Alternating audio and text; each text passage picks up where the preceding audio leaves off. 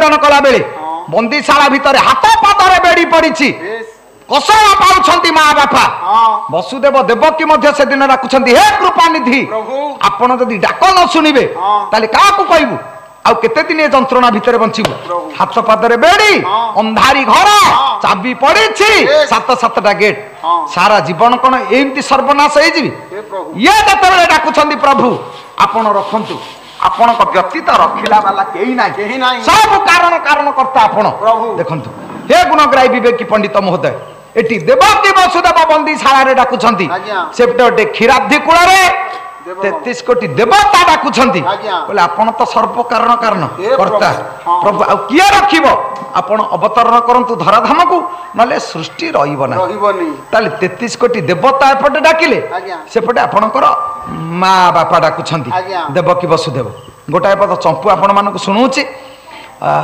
प्रथम पदटी से दिन गाइथिली ता द्वितीय पदटा डाकुछंती देवगण कहले प्रभु आपण रखंतु नले किए रखिबो क्षमता जीवे साध मौरी सारंग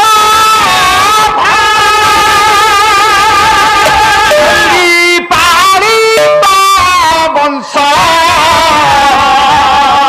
बुद्धि इंदु हे क्षीराब्धि तनया बंधु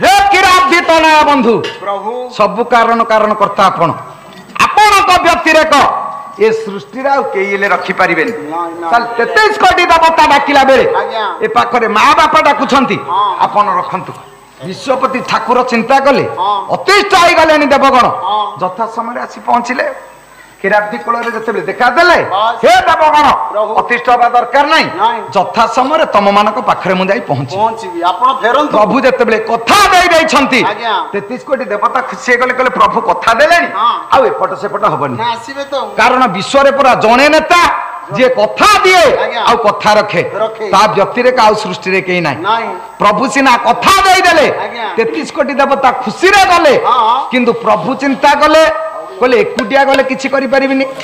ଏକରେ କଣ ହବ, ଗୋଟାଏ ଆଖିରେ ଭଲରେ ଦିଶିବନି, ଗୋଟାଏ ନାକପୁଡାରେ ଭଲ ପବନ ଯିବନି, ଗୋଟାଏ କାନକୁ ଭଲ ଶୁଭିବନି, ଗୋଟାଏ ଫଳ ଓଠରେ ଭଲ କଥା କହିପାରିବେନି, ଗୋଟାଏ ଧାଡ଼ି ଦାନ୍ତରେ ଚୋବେଇ ପାରିବେନି, ଗୋଟାଏ ହାତରେ ତାଳି ମାରି ପାରିବେନି, ଗୋଟାଏ ଗୋଡରେ ଚାଲି ପାରିବେନି, ସବୁ ପରା ଦୁଇ।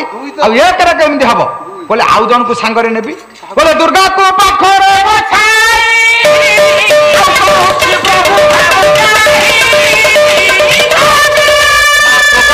ଡାକିଲେ ଅଭୟାଙ୍କୁ, କହିଲେ ହେ ମା ଦୁର୍ଗା ତମେ ଟିକେ ମୋ ସାଙ୍ଗରେ ମର୍ତ୍ତ୍ୟ ମାଟିକି ଯିବ। ଅଭୟା ଯୋଗା ମାୟା ହାତ ଯୋଡ଼ିଦେଲେ, କହିଲେ ପ୍ରଭୁ ମୁଁ କାହିଁକି ତମ ସାଙ୍ଗରେ ଯିବି? ନା ମୁଁ ଦେବତା ମାନଙ୍କୁ କଥା ଦେଇଛି। କଣ କଥା ଦେଇଛ? କହିଲେ ଦେବଙ୍କ ବଚନ ମୁଁ ଜାତ ଅସୁର ଦେବତା ମାନଙ୍କୁ କଥା ଦେଇଛି ମୁଁ ଅସୁରକୁ ମାରିବି ଆଉ ଧର୍ମ ରକ୍ଷା କରିବି। ନା ତୁ ଅସୁର ମାରେ କି ଭଲ ଲୋକ ମାରେ ମୋର ସେଥିରେ କିଛି ଯାଏছে ନାହିଁ, ମୁଁ ଯିବି କାହିଁକି? ନା ଆମେ ଏକା ବେଳକେ ଜନ୍ମ ହବା। ମୁଁ ଜନ୍ମ ହେବି ନନ୍ଦ ମନ୍ଦିରେ, ଏ ତ ବନ୍ଦିଶାଳାରେ, ତମେ ଜନ୍ମ ହବ ନନ୍ଦ ମନ୍ଦିରେ। ଆମେ ଟିକେ ପରିବର୍ତ୍ତନ ହବା। ମାନେ ଏତେ ବାଟ ଆମେ ପରିବର୍ତ୍ତନ କେମିତି ହବା? ଆଉ ଯଦି ବା ମୁଁ ଭଲ ଜାଗାରେ ଥିବି ଖରାପ ଜାଗାକୁ ଆସିବି, ତୁ ଖରାପ ଜାଗାରୁ ଭଲ ଜାଗାକୁ ଯିବୁ। ନା ମା ମାୟାକୁ ମାୟା ଭଲକୁ ଭଲ, ତେଣୁ ମୁଁ ପାରିବିନି ତୁ ପାରିବୁ। ଠିକ ଅଛି, ତାହେଲେ ଏତେ ବାଟ ଅତିକ୍ରମ ହବ କେମିତି?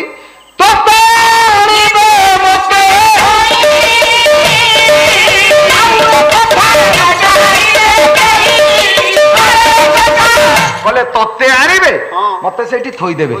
ଏ କଥା କେହି ହେଲେ ଜାଣିବେନି, କିନ୍ତୁ ପ୍ରଭୁ ସିନା କହିଲେ କେହି ଜାଣିବେନି। ପ୍ରଥମରେ ଯାହାକୁ କହିଲ ସିଏ ଜାଣିଲେ, ଦୁର୍ଗା ଜାଣିଲେ। ଦ୍ୱିତୀୟରେ ଚନ୍ଦ୍ର ଆକାଶେ ଉଦୟ ନିଶା କର ଉଦୟରୁ ଗୋବିନ୍ଦ। ଓଡିଆ ଭାଗବତରେ ଜଗନ୍ନାଥ ଦାସ କହିଲେ ଭଗବାନ କୃଷ୍ଣ ଯୋଉ ଦିନ ଜନ୍ମ ହେଲେ ଚନ୍ଦ୍ର ଆକାଶରେ ଥାଇ ଖୁସି ହେଲେ। ସେ ଜାଣିଲେ ବୋଲି ଖୁସି ହେଲେ, ନ ଜାଣିଲେ ଖୁସି ହେଇଥାନ୍ତେ କାହିଁକି? ତାହେଲେ ସେ ଜାଣିଲେ କାହିଁକି? ନା ତମେ ଜାଣିବା ପାଇଁ ତାଙ୍କୁ କହିଥିଲ। ଯେତେବେଳେ ସୂର୍ଯ୍ୟ ବଂଶରେ ସୂର୍ଯ୍ୟ ବେଳାରେ ଜନ୍ମ ହେଲ, ଚନ୍ଦ୍ର ହାତ ଯୋଡ଼ିଦେଲେ, କହିଲେ ପ୍ରଭୁ ମତେ ଛୋଟ କରିଦେଲେ ଆପଣ। ତମେ ସୂର୍ଯ୍ୟ ବଂଶରେ ଜନ୍ମ ହେଲ, ଚନ୍ଦ୍ର ବେଳାରେ ଜନ୍ମ ହେଇଥାନ୍ତ, ଦିଟି ଯାକ ତାକୁ ଦେଲ, ମୁଁ କଣ କରିବି? ନା ସେମିତି ତ ମନୋବୃତ୍ତି ନୁହଁ। ଆଚ୍ଛା ଗୋଟେ କାମ କରିବା, ମୁଁ ରାମ, ତମେ ମୋ ପାଖରେ ଚନ୍ଦ୍ର ବସିବ, ମୁଁ ରାମଚନ୍ଦ୍ର ହେବି, ଖୁସି ହବ? ନା ନାଇଁ, ମୋ ବେଳାରେ ଜନ୍ମ ହବୁ ଆଉ ମୋ ବଂଶରେ ଜନ୍ମ ହବୁ। ଆଶ୍ଚର୍ଯ୍ୟ, ଏବେ ତ ହେଇସାରିଲେଣି, ସମୟକୁ ଅପେକ୍ଷା କର, ସେ ସମୟରେ ନିଶ୍ଚିତ ଭାବରେ ହବ। ତାହେଲେ ସେଦିନ ପ୍ରଭୁ କଥା ଦେଇଛି ଚନ୍ଦ୍ରବଂଶୀ ରାଜାଙ୍କ କୋଳରେ ଚନ୍ଦ୍ର ବେଳାରେ ରାତିରେ ପ୍ରଭୁ ଜନ୍ମ ହେଲେ। ଚନ୍ଦ୍ର ଖୁସି ହେଇଗଲା, କହିଲା ଯାହା ହଉ ପ୍ରଭୁ କଥା ଦେଇଛୁ, କଥା ରଖିଛୁ। ଇଏ ଦୁଇ ଜାଣିଲା ପରେ ତୃତୀୟ ବାପା ବସୁଦେବ ଅନ୍ଧାର ଘର ଭିତରେ ହାତ ପାଦରେ ବେଡି ପଡିଛି। ବସୁଦେବ ବସିଛନ୍ତି, ମା ମୂର୍ଚ୍ଛା ଯାଇଛି, ଅଷ୍ଟମ ଗର୍ଭର ସନ୍ତାନ ଜନ୍ମ ହେଲେ, ଅନ୍ଧାର ଘରଟା ଆଲୁଅ ହେଇଗଲା। ବସୁଦେବ କହିଲା କେତେ ଛୁଆ ମୁଁ ଏମିତି ନେଇ ହାତରେ ଦେଇଛି, କଂସ ବାଡେଇ ମାରିଛି, କିନ୍ତୁ ଅନ୍ଧାର ଘର ତ ଆଲୁଅ କେହି କରିନଥିଲେ। ଇଏ ଜନ୍ମ ହଉ କାହିଁକି ଅନ୍ଧାର ଘର ଆଲୁଅ ହେଲା? କିଛି ଚିନ୍ତା ନ କରି ପାଦ ତଳେ ସିଧା ପଡିଗଲେ, କହିଲେ ପ୍ରଭୁ ଆପଣ, ଆପଣଙ୍କ ବ୍ୟତୀତ ଆଉ କେହି ନୁହଁ। ସେଦିନ ଯେତେବେଳେ ଜାଣିଲେ ପାଦ ତଳେ ପଡିଗଲେ, ବିଶ୍ୱପତି ଚିନ୍ତା କଲେ ସିଏ ବାପା ମୁଁ ପୁଅ, ଏଠି ରୋଲଟା ଉଲ୍ଟା ହେଇଛି। ତମ ଗାଁର ଜଣେ ଜମିଦାର ଲୋକ, ସେ ପତଳା ଲୋକ, ସେ ଡ୍ରାମାରେ ଭିକାରୀ ପାଠ କରିଥିବେ। ଆଚ୍ଛା ଯିଏ ମୂଲ ଲାଗୁଛି ପୁରଷ୍ଟିଆଟା, ସେ ଜମିଦାର ପାଠ କରିଛି, କିଣା ଚେନ ପକେଇକି ବୁଲୁଛି।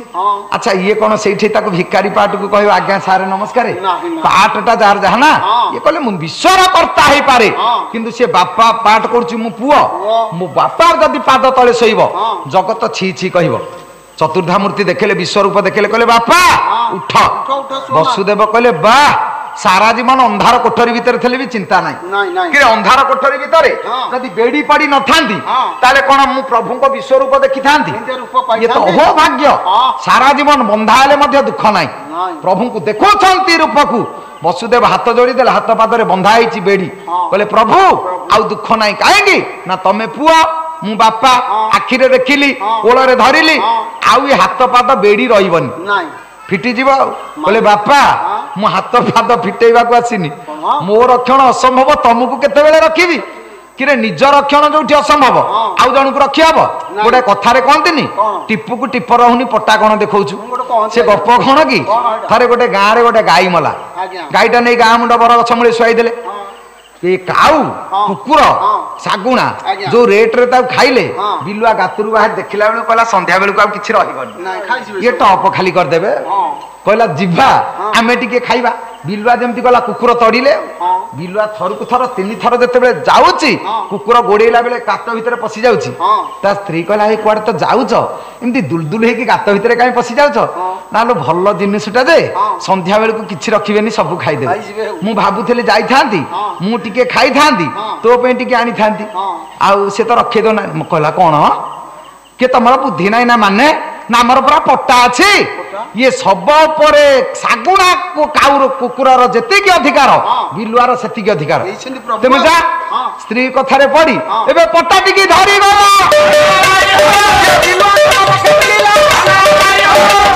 ପାଖରେ ଯେମିତି ବିଲୁଆ ପହଞ୍ଚିଲା କୁକୁର ମାନେ କହିଲେ ଇଏ ଆମକୁ ଖୁଆଇ ଦବନି ଖାଲି ଅନ୍ୟ ମନସ୍କ କରଉଛି ଆଉ 10-20ଟା କୁକୁର ମେଳ ହେଇ ତାକୁ ଗୋଡେଇଲେ ଦୁଲଦୁଲ ହେଇକି ଯାଇ ଗାତ ଭିତରେ ପଶିଗଲା ତା ସ୍ତ୍ରୀ କହିଲା କଣ ପୁଣି ପଳେଇ ଆସିଲ ନା ଆଉ କଣ କରିଥାନ୍ତି ନା ପଟ୍ଟା ନେଇଥିଲେ ପରା ନା ପଟ୍ଟାଟା ଦେଖେଇଲାନି ନା ଆଲୋ ଚଣ୍ଡାଳୁନି ଟିପ ତ ରହୁନି ପଟ୍ଟା କେତେବେଳେ ମୁଁ ଦେଖେଇ ସେ ତ ଗୋଡଉଛନ୍ତି ତ ମୋ ଜୀବନ ଛାଡିକି ମୁଁ ଦୌଡିଛି ଆଉ ପଟ୍ଟା ଦେଖେଇବାକୁ ବେଳ ଅଛି ସେମିତି ଟିପ ରହୁନି ପଟ୍ଟା ଦେଖିବାକୁ ବେଳ ଅଛି ସେଇଠି କହିଦେଲେ କହିଲେ ବାପା ମୋ ରକ୍ଷଣ ଅସମ୍ଭବ ତମକୁ କେତେବେଳେ ରଖିବି ତମେ ଏବେ ବି ବେଳ ଅଛି ତମେ ମତେ ଏଠୁ ଶୀଘ୍ର ନେଇଯା ତାହେଲେ ପ୍ରଭୁ ସେଦିନ ବିଶ୍ୱରୂପ ଦେଖେଇଲେ ବାପାଙ୍କୁ ବାପା ଚିହ୍ନିଲେ ତାହେଲେ ସେଦିନ ଫିଟିଲା ପାଦର ସିଙ୍କୁଳି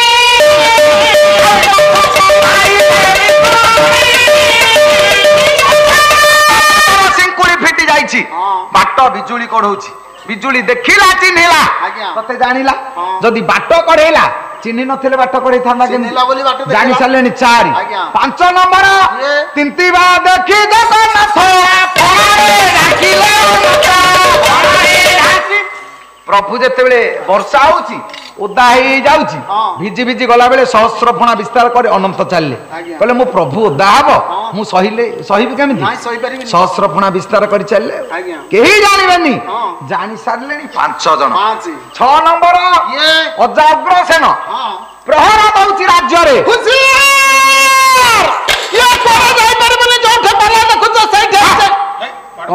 ବାପା ହଉଛି କଟୁଆଳ ପୁଅ ହଉଛି ରାଜା ରାଜା ପଦ ଛାଡି ଦେଇ ଇଏ କଟୁଆଳ ହେଇଛି ହୁସିଆର କହୁଛି ସେଦିନ ଯେତେବେଳେ ଖଣ୍ଡେ ଦୂର ଦେଖିଲା କିଏ ଗୋଟେ ଆସୁଛି ଦେଖିଦେଲା କହିଲା ବିଜୁଳି ମାରି ଦେଇଛି ନୀଳ ମେଘରେ ହେଇଗଲା ଦେଖିଦେଲା ମୋରି ଜୋଇଁ ବସୁଦେବ କୁଆଡେ ନବଜାତ ଶିଶୁ ମସ୍ତକରେ ଏମିତି କଣ ଅସମୟରେ ଜାଣିଲେ ମାରିଦବ ଆମକୁ ତମେ ଏମିତି କାହିଁ ଗଲ ସେଦିନ ଡାକିଲେ ଯେତେ ଡାକିଲେ ମଧ୍ୟ ବସୁଦେବ ଜାଣୁନାହାନ୍ତି ବିଷ୍ଣୁ ମାୟାରେ ମୋହିତ ଅଛି କି ନାହିଁ ନିଜ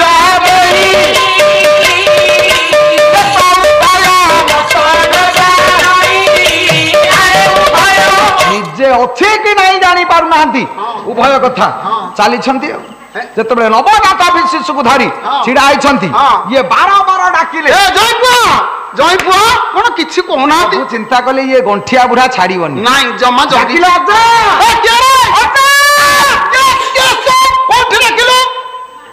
ଉଗ୍ରସେନ କହିଲା ଅଜା କିଏ ଗୋଟେ ଡାକିଲା ରେ ମୋର ତ ନାତି କେହି ନାହାନ୍ତି ସବୁ ମାରି ସାରିଲାନି ମୋ ପୁଅ ଇଏ ଗୋଟେ ସମ୍ପର୍କ କିଏ ଯୋଡୁଛି କିଏ ସେ ତୁ କହିଲେ ଅଜା ମୁଁ ହଉଛି ଭଗବାନ ତୁ କୋଉ ଭଗବାନ ମଣିଆ ସ୍ୱାଇଁ ପୁଅ ଭଗବାନ ନା ମୋ ସୁକୁରିଆ ବଡା ପୁଅ ଭଗବାନ ତୁ କୋଉ ଭଗବାନ ତୁ କିରେ କେତେ ଭଗବାନ ମୁଁ ଦେଖିଛି ତୁ ତ ଏମିତି କେତେ ପଳେଇଲାଣି ତୁ କଣ କହୁଛୁ ତାହେଲେ ତୁ କିଏ କୋଉ ଭଗବାନ କିରେ କହିଲେ ମତେ ଠକେନା ଭଣ୍ଡେ ନା ମୁଁ ଏମିତି ରାଜାରୁ କଟୁଆଳ ହେଇଛି ଆହୁରି ଠକିଦବୁ ଶୁଣୁ ଉଗ୍ରସେନ ଚିନ୍ତା କଲା 2ଟା ଲାଭ ଯଦି ଭଗବାନ ହେଇଥିବ ଦେଖିବି ତରିବି ଯଦି ଭଗବାନ ହେଇ ନଥିବ ତାହେଲେ ଭିଡି ଭିଡି ନେଲେ ମୋ ପୁଅ ହାଣିବ ମତେ ପୁରସ୍କାର ଦବ କହିଲେ ତୁ ଯେବେ ଅଟୁ ଭଗବାନ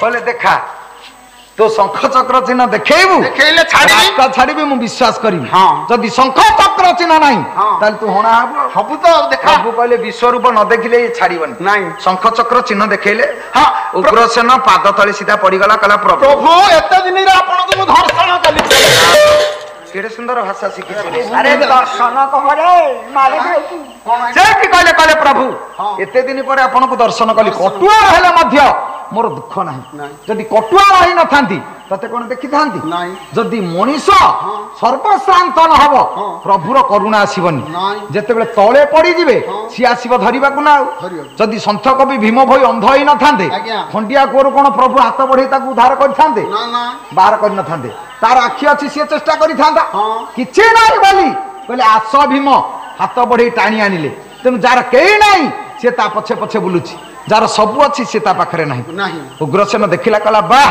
ଅନିନ୍ଦ୍ୟ ସୁନ୍ଦର ରୂପ ଗୋଟାଏ ପଦ ଗୀତ ଆପଣ ମାନଙ୍କର ଲଳିତ କାମୋଦି କବି ହେଲେ ଭକ୍ତ କବି ଜୟଦେବ ବହି ହଉଛି ଆପଣ ମାନଙ୍କର ଗୀତ ଗୋବିନ୍ଦ ସେ କହିଲେ ବସୁଦେବ ଏ ତ ଉଗ୍ରସେନ ଦେଖୁଛି ବସୁଦେବଙ୍କ ପାଖରେ ଛିଡା